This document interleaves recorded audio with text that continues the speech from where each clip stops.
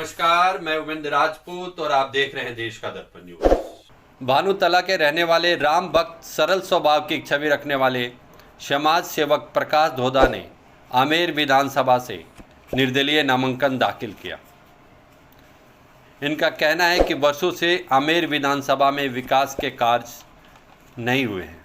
किसी भी काम को लेकर नेताओं के पास जाने से नेता ध्यान नहीं देते, बार बार चक्कर लगाना पड़ता है, लेकिन फिर भी काम नहीं होता। मैं एक व्यापारी भी हूँ और अपने मेहनत के बल पर यह मुकाम हासिल किया है। मैं साधारण परिवार से आता हूँ, इसलिए लोगों के दुख दर्द तकलीफ़ को समझ पाता हूँ। आमेर विधानसभा के सभी नेता काफ़ी अमीर हैं, जिन्हें हम जैसे साधारण लोगों की तकलीफ़ दुख दर्द का एहसास नहीं होता। देश में ऐसे नेताओं की ज़रूरत है जिन्हें गरीब जनता की दुख दर्द का एहसास हो, जो साधारण परिवार से हों, जो लोगों की तकलीफ़ को समझ पाएँ और उसका निदान कर पाएँ।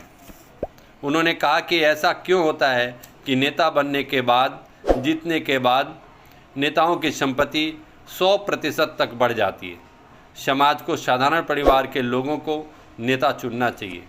मैं आपको विश्वास दिलाता हूं कि अगर आपका प्यार और विश्वास मुझे मिलता है तो आमेर विधानसभा से मैं विजय होता हूं, तो मैं आपकी सभी समस्याओं का समाधान करने की कोशिश करूंगा।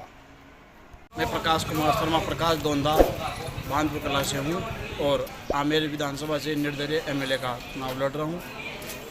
अगर आप जीतते हैं तो क्या करना चाहेंगे? अपने क्षेत्र में क्या काम है जो आप करना चाहते हैं? हमारे क्षेत्र में 5 साल से कोई विकास नहीं हुआ है। सतीश पुनिया के पास जाते हैं तो बोलते हैं मेरी सरकार नहीं है, मैं कुछ नहीं कर सकता। और जो 5 साल पहले गांव में वोट मांगने गए थे, उसके बाद आज वोट मांगने जा रहे हैं। इसके बीच में जनता के पास जाते हैं तो उनका कार्यालय भी हमारे से 50 किलोमीटर दूर है। कोई काम नहीं हुआ है, रोडें बनी है कोई 1-2 गाँवों के अंदर, बाकी मात्र का विधायक है। कोई भी काम के लिए जाओ, हमारी सरकार नहीं है। तो आप कैसे सोचे, आप निर्दलीय खड़ा होकर मतलब क्यों चाह रहे हैं आपकी मैं समाज के लिए कुछ करने के लिए? क्या है? टैक्सी का कारोबार है, ट्रैवलिंग एजेंसी है मेरा नाम।